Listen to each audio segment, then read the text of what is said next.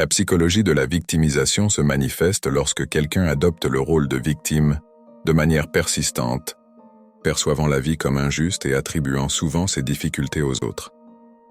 Cette dynamique mentale peut jouer un rôle dans différents contextes, y compris la manipulation. Examinons de plus près cette psychologie et ses applications. La psychologie de la victimisation repose souvent sur des mécanismes de défense psychologique. Plutôt que de faire face directement aux défis, la personne se positionne en victime, échappant ainsi à la culpabilité ou à la nécessité de changer. C'est un moyen de dévier la responsabilité personnelle et de maintenir un certain niveau de confort émotionnel. Ce comportement est souvent alimenté par un besoin d'empathie et de soutien. Les individus adoptant la victimisation cherchent fréquemment à attirer la sympathie et l'attention des autres.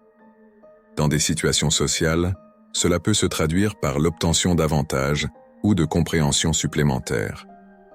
Les relations interpersonnelles peuvent être fortement influencées par la psychologie de la victimisation. Les personnes perçues comme des victimes peuvent recevoir davantage de soutien et de compréhension, renforçant ainsi leur statut de victime. Cela peut créer un cercle où le comportement de victime est perpétué pour obtenir des avantages sociaux.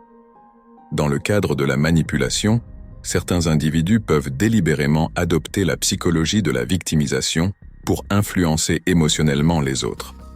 En jouant sur la sympathie, ils peuvent obtenir des faveurs, des avantages ou manipuler les perceptions de ceux qui les entourent. Cette manipulation émotionnelle peut être utilisée consciemment ou inconsciemment. Un aspect clé de la victimisation est le rejet de la responsabilité personnelle. En se positionnant en tant que victime, la personne évite de reconnaître ses erreurs ou de faire face aux conséquences de ses actions.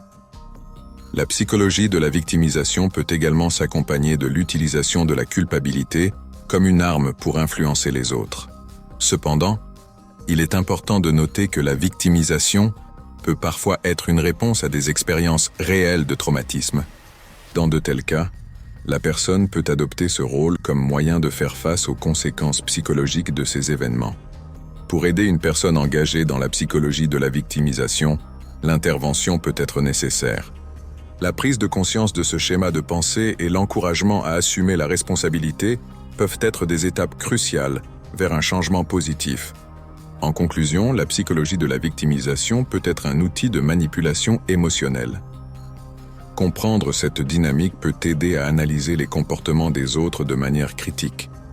Toutefois, il est important d'aborder cette compréhension avec sensibilité, surtout lorsque des expériences traumatiques sous-jacentes peuvent contribuer à ce schéma de pensée.